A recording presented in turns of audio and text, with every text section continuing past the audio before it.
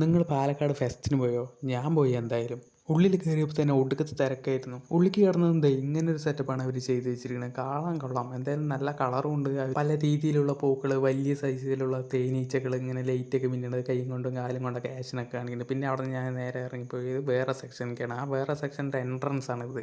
രണ്ടാമത്തെ സെക്ഷൻ്റെ എൻട്രൻസ് നല്ല രസമുണ്ട് കാണാൻ. കാരണം പൂക്കളെല്ലാം കൊണ്ട് ലൈറ്റൊക്കെ സെറ്റപ്പാക്കി അവർ സെറ്റാക്കി വെച്ചിട്ടുണ്ട്. കാണാൻ തന്നെ ഉള്ളിലേക്ക് പോകുമ്പോൾ തന്നെ ഒരു ഇതുണ്ട്. പിന്നെ അതിൻ്റെ ഉള്ളിൽ പറഞ്ഞാൽ മെയിനായിട്ട് ഫോക്കസ് വാട്ടർഫാൾസാണ്. വാട്ടർഫാൾസ് നല്ലൊരു ഹൈറ്റിൽ തന്നെ അവന്മാർ ക്രിയേറ്റ് ചെയ്ത് വെച്ചിട്ടുണ്ട്. അന്നൊരു വർക്കിംഗ് ഡേ ആയിരുന്നു. ഒരു 4-5 മണിയൊക്കെ ആയിട്ടുള്ളൂ. അപ്പോഴും തിരക്ക് കണ്ടില്ലേ, ഒരുമാതിരി നെന്മാറ വേലയ്ക്ക് വന്ന പോലെ തിരക്കുണ്ട് അതിൻ്റെ ഉള്ളിൽ. അങ്ങനെ ഞാൻ ഉള്ളിൽ കയറിയിട്ട് ചുമ്മാ അങ്ങോട്ടും ഇങ്ങോട്ടും കുറച്ച് നടന്നു. എന്നിട്ട് നേരെ വാട്ടർഫാൾസിൻ്റെ അടുത്ത് പോയി.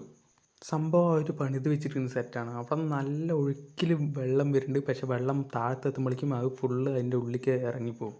അത് അവർ ചെയ്ത് വെച്ചിരിക്കുന്നത് നൈസ് പരിപാടിയാണ്. കാരണം അവിടെ ഫുള്ള് ഫാമിലീസ് ഉണ്ടായിരുന്നു. ഇത് എക്സ്പ്ലോർ ചെയ്യാൻ വേണ്ടിയിട്ടാണ്. വേണമെങ്കിൽ നമുക്ക് നനയണമെങ്കിൽ നനയാ, അതിൽ പോയി കുളിക്കണമെങ്കിൽ കുളിക്കുക, എന്ത് വേണമെങ്കിലും ചെയ്യാം. അങ്ങനെയാണ് അവർ സെറ്റപ്പ് ചെയ്ത് വെച്ചിരിക്കുന്നത്. അത് കാരണമാണ് കൂടുതൽ നല്ല തിരക്ക് വന്നിരിക്കുന്നത്, ഫാമിലീസ് മാത്രം. പിന്നെ ഞാൻ നേരത്തെ കാണാത്തൊരു സാധനം കൂടി ഉണ്ടായിരുന്നു. നമ്മുടെ ഫോൺ ഈ സ്റ്റിക്കിൽ വെച്ചിട്ട് നമ്മൾ സെൻട്രൽ കയറുന്ന 360 ഡിഗ്രിയിൽ നമുക്ക് വീഡിയോ എടുത്ത് തരും.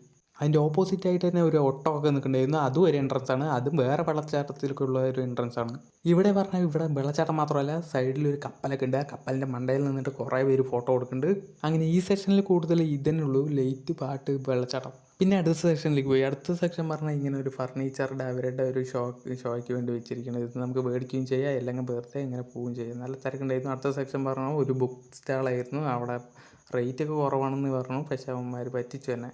ആ ബുക്കിനൊക്കെ അത്യാവശ്യം വിലയുണ്ടായിരുന്നു. സത്യം പറഞ്ഞാൽ എനിക്ക് എങ്ങോട്ട് പോകണമെന്നൊന്നും അറിയില്ല. അത് കാരണം ഞാൻ ഈ തിരക്കിൻ്റെ കൂടെ തന്നെ ഇങ്ങനെ പോയിക്കൊണ്ടേ ഇരിക്കുകയാണ്. അതിനിടയ്ക്കാണ് ഞാൻ ഒരു രാജസ്ഥാൻ പിക്കിൾ സ്റ്റോർ കണ്ടു. അവിടെ പല വെറൈറ്റീസ് ഓഫ് പിക്കിൾസ് ഉണ്ടായിരുന്നു. അത് നല്ല രസമുണ്ടായിരുന്നു. ഞാൻ 2-3 ട്രൈ ചെയ്ത് നോക്കി. സംഭവം കൊള്ളില്ലായിരുന്നു. പിന്നെ നമ്മൾ അതിൻ്റെ അടുത്ത് തന്നെ ഒരു സ്റ്റോർ ഉണ്ടായിരുന്നു. അതാണ് നമ്മുടെ പണ്ടത്തെ മുട്ടായികളൊക്കെ കിട്ടുന്നത്. ഒരു ചെറിയ സ്റ്റോറായിരുന്നു.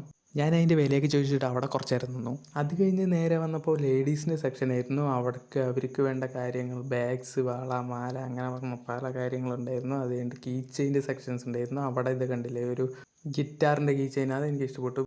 പിന്നെ അവിടുത്തെ കാര്യങ്ങൾ ചുമ്മാ നോക്കിയിട്ട് അത് വഴി എങ്ങനെ നടന്നു. നമ്മൾ കാർഡ്സ് കണ്ടത്, കാർഡ്സ് പറഞ്ഞാൽ നമ്മുടെ പണ്ടത്തെ കാർഡ്സ് അല്ല, ഇതിപ്പോൾ ഇറങ്ങിയ പോക്കിമോൻ്റെ കാർഡ്സാണ്. ഇതൊക്കെ ഞാൻ ആദ്യമായിട്ടാണ് കാണുന്നത്. അത് കഴിഞ്ഞിട്ട് ഫുഡിൻ്റെ സെക്ഷനായിരുന്നു. ഫുഡിൻ്റെ സെക്ഷനിൽ ആദ്യം തന്നെ നമ്മുടെ ഐസ്ക്രീം. അവിടെ തന്നെ ഒടുക്കത്തെ തിരക്കുണ്ടായിരുന്നു.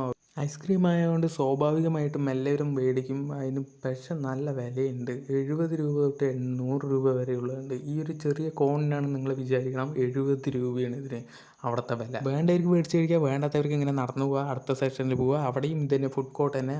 മെയിനായിട്ട് ഇവിടെ വരുന്ന ബജ്ജിക്കടകളാണ്. ബജ്ജിക്കടകൾ, ഈ ഉള്ളി ബജ്ജി, എല്ലാ ബജ്ജികളും ഉണ്ട്, എല്ലാ വെറൈറ്റി